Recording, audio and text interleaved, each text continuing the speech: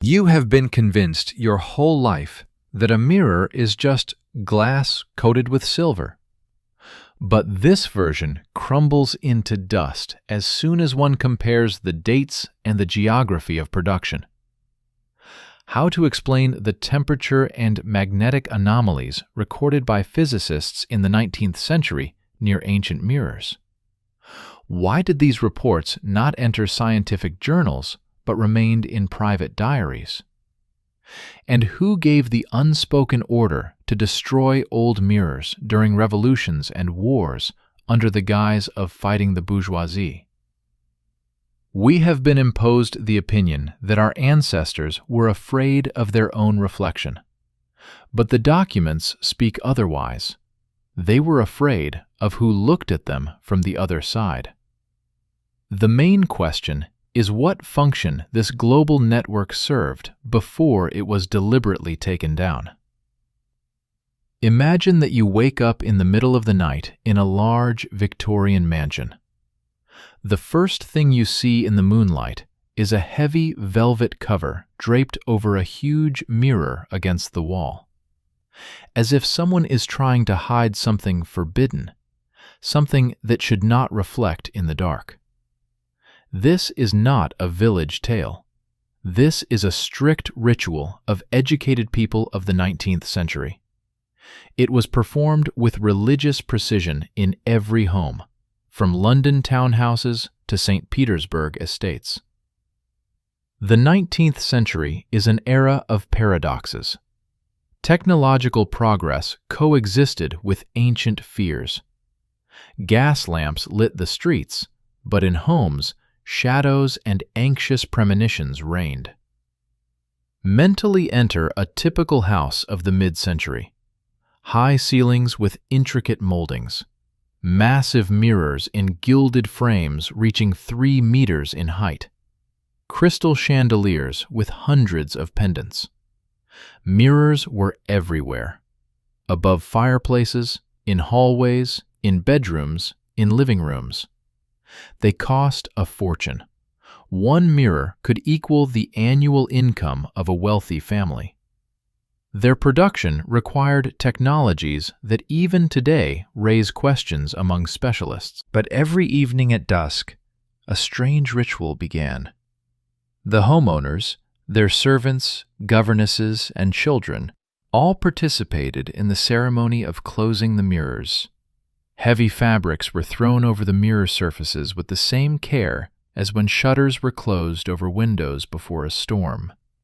The question is simple. What made an entire civilization, which built transcontinental railroads and grand palaces, fear its own reflection after sunset? Open any book on etiquette from the mid-19th century. Find a chapter on mirrors. There will be an instruction. At dusk, all mirrored surfaces in the house must be covered with dense fabric. Not just draped for appearance, covered in such a way that no slits remain.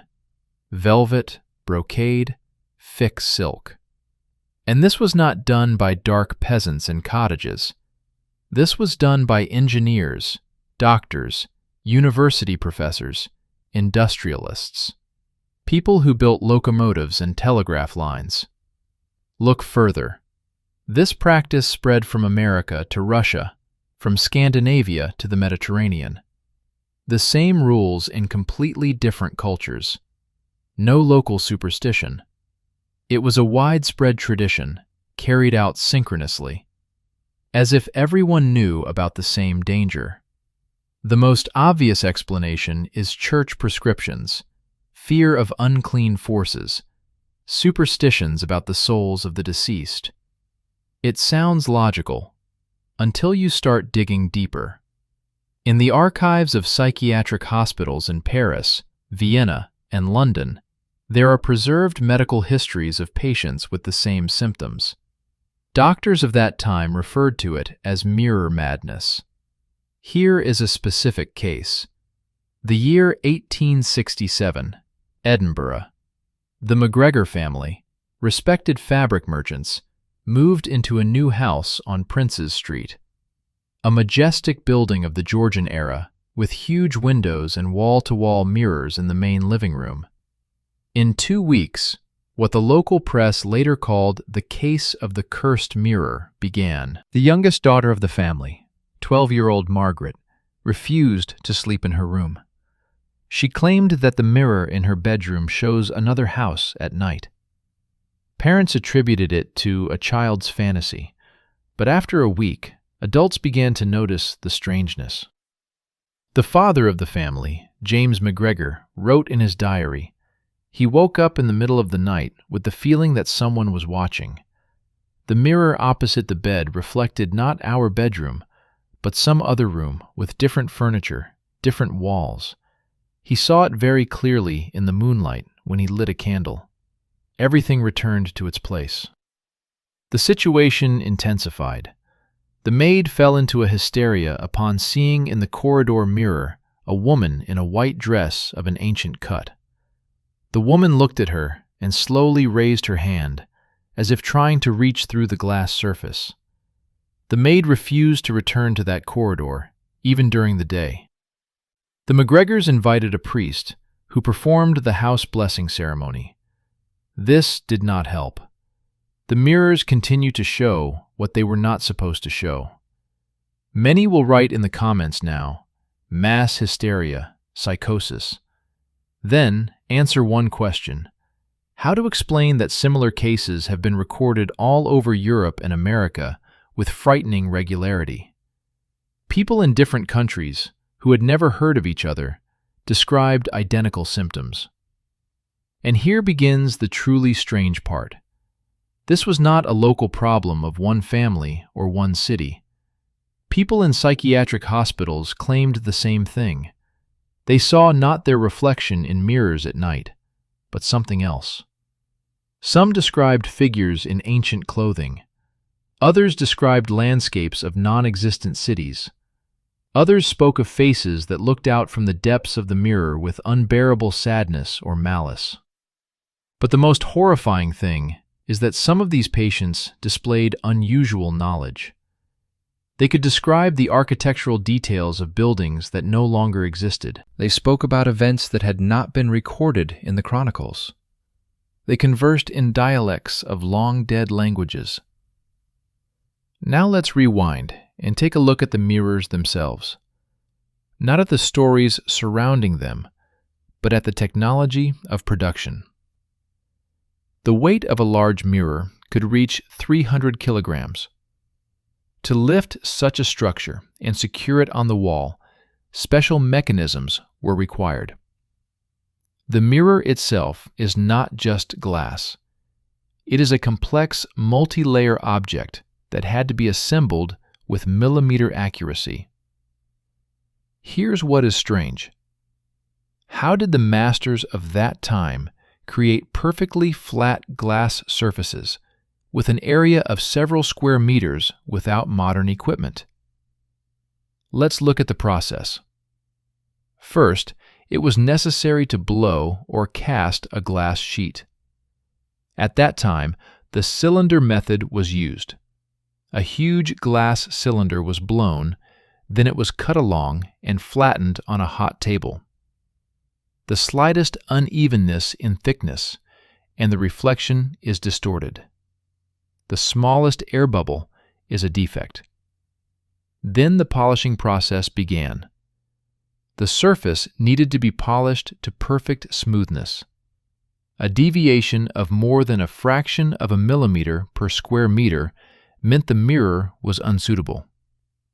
They polished by hand, using abrasive powders for months.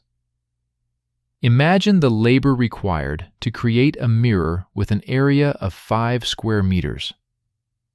After polishing came amalgamation, the application of a reflective layer. Mercury, silver, tin, the most precise proportions. Too much mercury, the amalgam does not hold.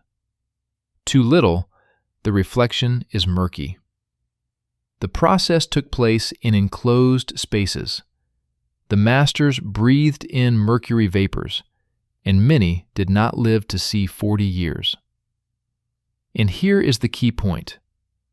Production required technologies that even today raise questions among specialists. In an era when there were no vacuum chambers, precision machines, and computer quality control, craftsmen created glass with such surface purity that it sometimes seemed as though you were not looking at your reflection, but into a parallel world. Where did these recipes come from? Who first created the formula for amalgam that gives such a perfect reflection? At first glance, it seems that the answer is simple: just very skilled masters of their craft. And this sounds logical, until you ask modern glass manufacturers. Having access to advanced technologies, they confirm. Creating a perfectly flat surface of such an area requires vacuum chambers and precision equipment. So how did they do it in the 18th century without all of this? And now look at the geography of production. Mirrors were made in very specific places: Venice, the island of Murano, Bohemia, Russia. Not everywhere, but precisely there. And the secrets of production were guarded with maniacal ferocity. Venetian master glassmakers could not leave the island of Murano under the threat of the highest penalty. Read this again. The highest penalty for attempting to leave the island. The highest penalty for disclosing recipes. Documents of the Venetian Council of Ten, the secret police of the Republic, are filled with orders for the elimination of fugitive masters. 1553. 3 glassmakers who fled to Bohemia mysteriously disappear under strange circumstances. 1581. Master Angelo Barozzi tries to sell recipes to the French. Soon he is found in the canal with no signs of life. Transmission of knowledge only within families. The father teaches the son, the grandfather teaches the grandson. Recording is prohibited. Everything is in oral form, all through demonstration. If the family died out, the knowledge left with it. Other crafts, silk, weapons, ceramics, were also profitable. Venetian glass, Murano lace, Damascus steel. All of this was expensive, but their secrets were not guarded with such paranoid cruelty. Why mirrors specifically? If this is merely a protection of commercial secrets, why such a level of violence? Count for yourself. Over 1.5 centuries, more than 20 cases of the elimination of runaway masters have been documented. This is not business. This is the protection of state secrets of the highest category. Look at the maps of trade routes of Venice from the 15th to 16th centuries. Venice was a transit point between East and West. After the fall of Constantinople in 1453, a flow of artifacts and manuscripts surged into Venice. Entire libraries, technical drawings, descriptions of technologies. The version is this: Venetian masters did not acquire the technology themselves. They were the guardians of knowledge that was inherited from the ruined cities of the East. Knowledge that belonged to a previous civilization. And their task was not to invent, but to preserve and reproduce what already existed. 1881. London antique dealer Thomas Welborn purchased an ancient Venetian mirror at the auction of a bankrupt aristocrat's estate. The mirror was dated to the 15th century and was distinguished by extraordinary beauty. The frame was adorned with the most intricate carving. Not just a floral ornament, there were depicted astronomical symbols, constellations, planetary signs, strange geometric patterns that formed complex schemes. Welborn, being an educated man, tried to decipher these symbols, but could not find any explanation for them in any reference book.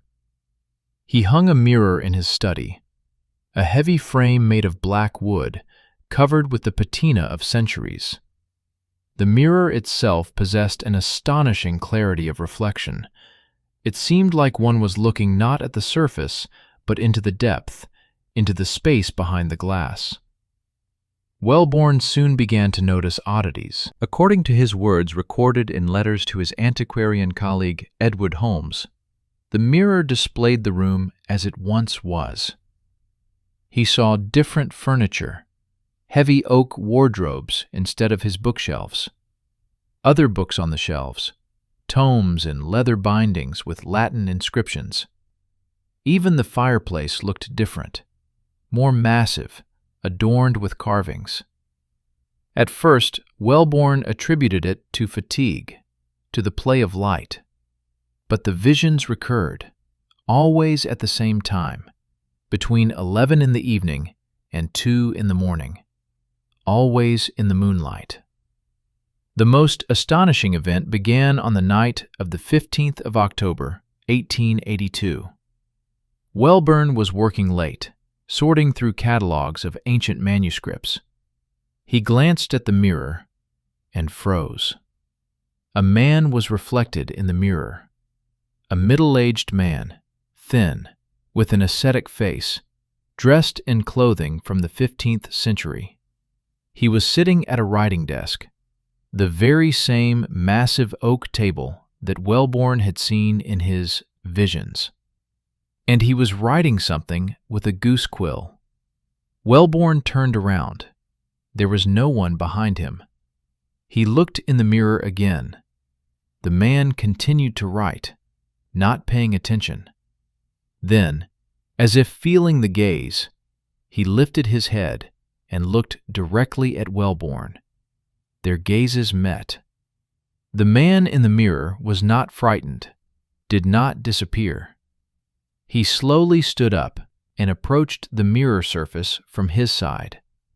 Wellborn did the same. They stood facing each other, separated only by the glass surface and, perhaps, several centuries. Wellborn began systematic observations, meticulously recording everything in a diary. The man in the mirror appeared almost every night. Gradually, a form of communication was established between them. With gestures, with pointing movements, with drawings on paper that they showed to each other. A man from the past showed Wellborn manuscripts, ancient books. He pointed to certain places in the room, the places where objects were located in his 15th century. Following these directions, Wellborn began to explore his study. He tapped the walls, examined the floorboards, and he found it. Under one of the floorboards, right where the man from the mirror had pointed, was a hidden compartment. A metal box, sealed with wax and bearing the imprint of an unfamiliar coat of arms. Inside were documents, letters, diaries, diagrams. These were the papers of the previous owner of the house, who lived in the mid-15th century. One Roberto Fiorenzi, a Venetian merchant and apparently a member of some secret society. The documents contain descriptions of technologies that should not have existed at that time. Schematics of devices for extracting energy from the atmosphere, drawings of complex optical instruments, formulas of amalgams with precise indications not only of the proportions of metals, but also of the astronomical conditions under which the process should be carried out, and a separate manuscript about mirrors, about the fact that they are not just household items, but tools. Tools for what? The text was damaged. Many pages were lost. But one phrase has been preserved completely. The mirror is a window between times, but it should be opened with the greatest caution. Let's return to the McGregor family. They invited a professor of natural philosophy from the University of Edinburgh. His name is James Maxwell Grant, a student of the famous physicist. The professor proposed to conduct an experiment. to set up observation of mirrors using the latest equipment at that time. He brought with him photographic plates of special sensitivity, a magnetometer for measuring magnetic fields, thermometers with an accuracy of up to 1/10 of a degree. He set up an observation post right in the McGregor's house. The experiment was conducted over 7 consecutive nights. The professor took measurements every 15 minutes, recorded the readings of the instruments, and noted the slightest changes. What he discovered made him refuse to publish the results. Officially, he announced that he had not found anything unusual, that the McGregor family had become a victim of mass hysteria. But in his private papers, found by his grandson 60 years after his passing, there was a completely different record. Take these measurements. The mirror surface at certain hours of the night, from 11 in the evening to 2 in the morning, demonstrated properties that are inconsistent with known laws of optics. First, the reflection was delayed. The professor used a method with a quick hand movement in front of the mirror and fixation on a photographic plate.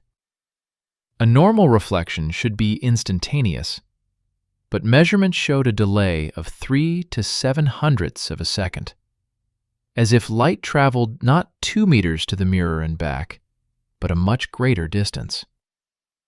Second, temperature anomaly. Within a radius of 1.5 meters from the mirror, the temperature dropped by 2 to 3 degrees without visible reasons. No drafts, no open windows. Thermodynamics was disrupted right before our eyes.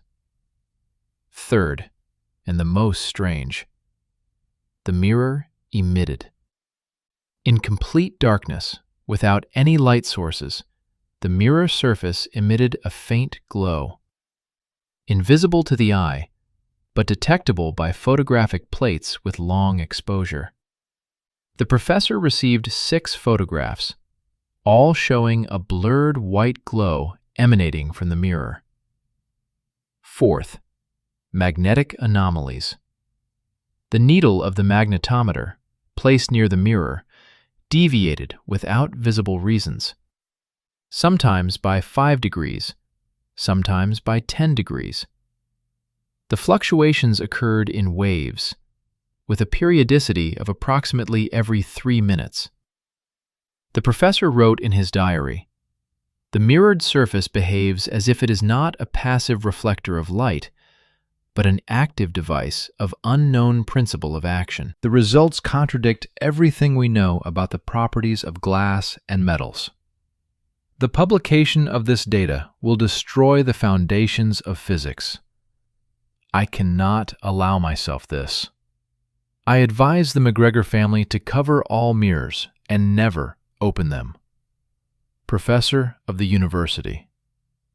A scientist trained in a strict method conducts measurements according to all the rules, obtains results that do not fit into the existing picture of the world, and does the only thing he can, hides these results.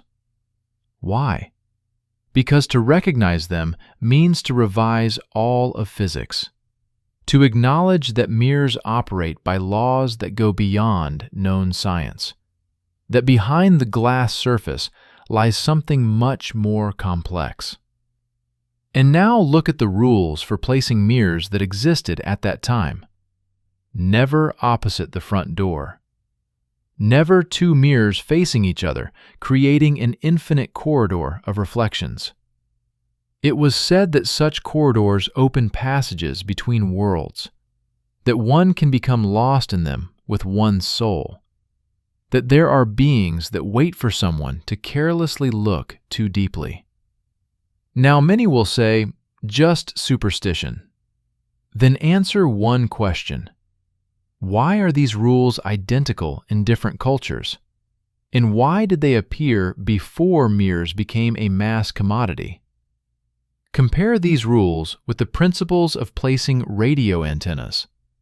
2 transmitters located opposite each other create a resonant circuit, This amplifies the signal, opening the channel. Engineering logic. If a mirror works as a receiver, then two mirrors are an amplifier. The rules for placing mirrors are not superstitions. They are safety techniques when working with unfamiliar equipment. The mirror makers of that time knew special prayers and spells that they recited while crafting mirrors, as if trying to bind the dangerous technology with the safe shackles of faith and ritual.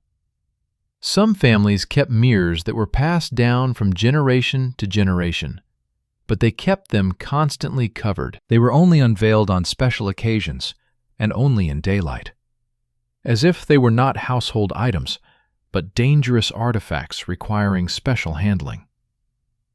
At the same time as the tradition of covering mirrors in the 19th century, the practice of spiritual seances developed. Mediums used mirrors as tools for contact with the other world. They claimed that they could summon spirits, and that one could see the future or the past by looking into the mirror's surface in a certain way by candlelight. Skeptics explain this as tricks and charlatanism, but some cases did not succumb to simple exposure. Sessions were documented where scientists, lawyers, journalists were present, educated and skeptical people, and nevertheless, they testified to the incredible. They saw the faces of people in mirrors whom the mediums could not know. They received information that was later confirmed by archival documents. They observed physical phenomena that had no rational explanation. Check the protocols of these sessions. The level of detail is astonishing. The descriptions are so specific that they could be verified, and they were confirmed. Skeptics explained everything as charlatanism and deception. It sounds reasonable, but then where did the information come from that the medium could not physically know? Some cases could not be debunked even by professional skeptics, who were specifically invited to the sessions for verification. Perhaps the mediums accidentally or intentionally activated those very properties of mirrors that ordinary people feared. Certain rituals, candles, placement. This is not mysticism. This is tuning. Creating certain conditions for activation. Candles create heat. Heat causes air convection. Convection changes the optical properties of the medium. But perhaps it's not only about this. Perhaps candles were needed for something deeper, to create a certain energy field, certain frequencies. In the archives of the French Academy of Sciences, there is a report from the year 1873. A group of researchers describes the phenomenon of mirror operation, a phenomenon where mirrors in the dark begin to reflect not the current reality, but temporal impressions of the past. They proposed a hypothesis. Mirror amalgam is capable of preserving light impressions similar to a photographic plate, and under certain conditions, these impressions manifest, superimposing on the current reflection. But this explanation did not take into account the main thing. People saw not frozen images of the past, but moving figures that were aware of the observer's presence and reacted to it. This was not a reproduction of a recording. This was a contact. By the end of the 19th century, mass production of mirrors using simplified technologies began. Glass became cheaper, the silvering process accelerated, and mirrors transformed from luxury items into ordinary goods. And it is precisely then that strange phenomena begin to fade. New mirrors, produced industrially, no longer possessed the mysterious properties that distinguished the old Venetian, Flemish, or Russian handcrafted mirrors. It seems that, along with the simplification of technology, some important component was lost. Perhaps certain proportions of metals in the amalgam, special conditions of production, knowledge that was passed down orally and not recorded. Or new mirrors were intentionally made safe, deprived of those qualities that made old mirrors dangerous portals. Mass production has standardized not only the technology, but also the result. Modern mirrors reflect only the current reality. They are dead in the sense that old mirrors were alive. There is interesting statistics. The number of mental disorders related to mirrors sharply decreased in the early 20th century. Mirror madness, mirror melancholy, cases of possession after prolonged contemplation of mirrors. These diagnoses have virtually disappeared from medical reports. Coincidence? Or a direct consequence of the fact that old mirrors were gradually replaced by new, safe ones? Many ancient mirrors were deliberately destroyed during the wars and revolutions of the early 20th century. They were smashed as symbols of the old world, as luxury items of the bourgeoisie. But perhaps this was a targeted destruction of dangerous artifacts that could reveal too much about the past. To show what should not be seen, look at the statistics. How many pre-war mirrors have survived? A few. And where are the others? Is it a coincidence that it was the old mirrors, made using ancient technologies, that were destroyed? They did not touch the new mirrors. They only destroyed the old ones, as if they knew that the danger was precisely in them. Revolutions and wars have always served as a convenient excuse for erasing uncomfortable traces. How libraries were destroyed, how the buildings of world exhibitions were demolished, how the first floors of cities were buried. Every time under a noble pretext, every time systematically. Today we are surrounded by mirrors. Bathrooms, hallways, elevators, shop windows. The screens of our phones and computers are also a kind of mirrors, reflecting and distorting reality. We look into them constantly, without thinking, without fear. The tradition of covering mirrors has turned into a vague superstition, a scary tale for children, a plot for horror films. We laugh at the fears of our ancestors, considering them ignorant and superstitious.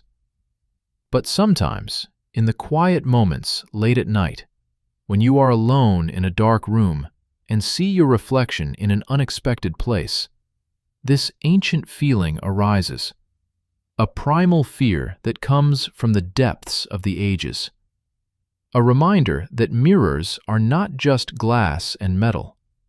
Modern mirrors are safe, but they are also useless. We have not only forgotten the danger, we have lost the tool. Old mirrors were windows to other times, to other realities. New mirrors are just dead glass. And now let's gather all the threads together. Venetian mirrors with astronomical symbols on the frames. Look closely at the preserved examples in museums. Geometric patterns are arranged into diagrams. Planetary signs are positioned in a specific order, corresponding to the position of the celestial bodies on specific dates. Why such precision if this is just decor? Amalgam was created using complex formulas, an alloy of silver, mercury, and other components in precisely calibrated proportions produced a surface with special properties. It reflected not just light, it interacted with something greater. The rules of placement look like an instruction for installing equipment. A mirror cannot be placed opposite a door. It creates an unwanted channel. Two mirrors facing each other are prohibited. A resonating circuit, an amplifier, is formed. Is it a coincidence that these rules are identical to the principles of antenna placement? Mirrors were a part of a global technological system. Like cathedrals with domes, like star fortresses, they were nodes of a network that encompassed the entire planet. Imagine such a system. Cathedrals with their tall spires and copper domes captured atmospheric electricity. Fortresses shaped like stars distributed this energy throughout the territory. And mirrors functioned as nodes of an information network. They did not transmit energy, they transmitted information. Reflected light is a coded signal. The amalgam preserved imprints not just of light, but of the information contained within that light. Certain proportions of metals created a memory effect, similar to modern magnetic media, but operating on a different principle. Two mirrors, installed correctly, could create a communication channel between remote points. Not a mystical portal, a technological data transmission channel. Through resonance, through certain frequencies of light waves, astronomical symbols on the frames indicated not mysticism, but the necessity of synchronization with cosmic cycles. The position of the planets influences the Earth's magnetic field and atmospheric electricity. For the system to operate, precise tuning to these cycles was required. After the cataclysm of the 19th century, the physical conditions on the planet changed. It is possible that the density of the atmosphere changed. It is possible that the magnetic field weakened. It is possible that the balance in the ionosphere was disrupted. Ether, what was referred to as atmospheric electricity, free energy, became unavailable or significantly weakened. The mirrors began to malfunction. They continued to work, but incorrectly. Instead of relaying current information, they were issuing fragments of old records. People saw residual signals from the past, images preserved in amalgam decades or centuries ago. Those who stared into mirrors for a long time and regularly began to catch these signals. Hence the mirror madness. It is not a mental disorder in the usual sense. It is an overload of the consciousness with information from another time, information that the brain cannot process correctly. Some people turned out to be more sensitive. Mediums possibly had the ability to tune into these frequencies. Their sessions with mirrors were not magic, but the use of remnants of technology, the principle of which they understood intuitively. Old mirrors held records of a previous civilization. In their amalgam, there were impressions not only of images, but also of knowledge. Technical schemes that someone once contemplated before the mirror. Maps of territories. Faces of people who lived in that world. These mirrors were not mystically dangerous. They were informationally dangerous. They could show the truth about what existed before the catastrophe, about a civilization that possessed technologies based on completely different principles. That is why a decision was made to simplify the technology. At the end of the 19th century, the mass production of mirrors shifted to new methods. Chemical silvering instead of amalgamation, simplified formulas, standardized processes. The new mirrors reflected only the current reality. They were dead in the sense that the old mirrors were alive, capable of preserving and, under certain conditions, reproducing information. Mental disorders associated with mirrors have sharply declined, not because people have become more educated or less superstitious, but because dangerous equipment has been replaced with safe alternatives.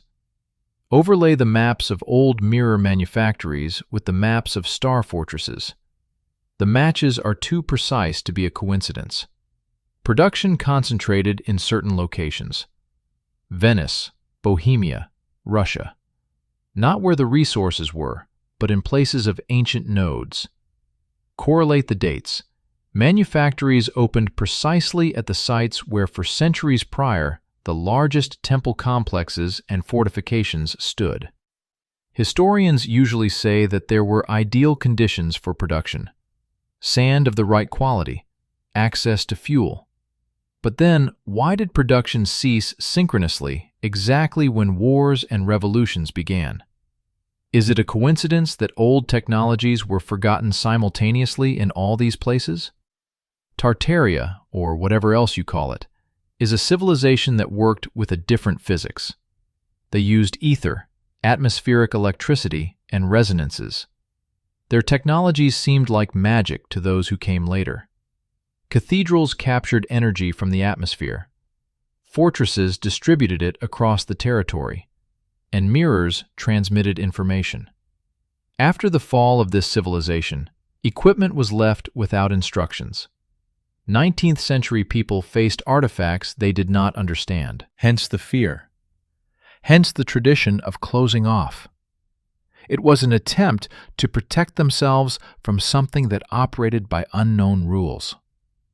And when the old mirrors began to malfunction en masse, showing fragments of the past and causing mental disorders, a quiet cleansing began. Many antique mirrors were intentionally destroyed in the early 20th century. They were shattered under the pretext of wars and revolutions, as symbols of the old world, as items of bourgeois luxury. But they were destroyed selectively. The new mirrors were left untouched. Only the old ones, made using ancient technologies. The tradition of closing mirrors is the last echo of memory about the previous catastrophe, the last warning we receive from those who survived the fall of the previous world. A warning that some technologies are dangerous, that some knowledge is better left forgotten, that some doors are better kept closed. The people of the 19th century were the last generation to still maintain a living connection with that memory. They lived at the intersection of worlds, the old and the new, the traditional and the industrial, the mystical and the rational. They saw contradictions that we no longer notice. They felt dangers that have become invisible to us. And when they covered the mirrors at night, they protected not only themselves, but also future generations, from the temptation to look where one should not look, from the desire to remember what is better forgotten, from the temptation to open doors that had been closed for very good reasons. Some secrets are likely meant to remain secrets. Some mirrors are better kept covered. And the reflections of the past should not be allowed into the present, not out of superstition, but out of caution. We do not know what exactly we will see if we open these windows, and whether we will be able to close them again. We live in an illusion of understanding and control, but beneath this illusion lies an abyss of the unknown. The mirrors of the 19th century were windows into this abyss, windows that our ancestors wisely preferred to keep closed, not because they feared ghosts, but because they knew some technologies require understanding that we no longer possess. And without this understanding, they turn not into tools, but into threats. Subscribe to the channel. Don't forget to hit the bell so you don't miss new investigations. There are still many mysteries and discoveries ahead. We will continue to look for evidence, ask uncomfortable questions, and explore what official science tends to overlook. Because the truth is always nearby. You just have to want to see it.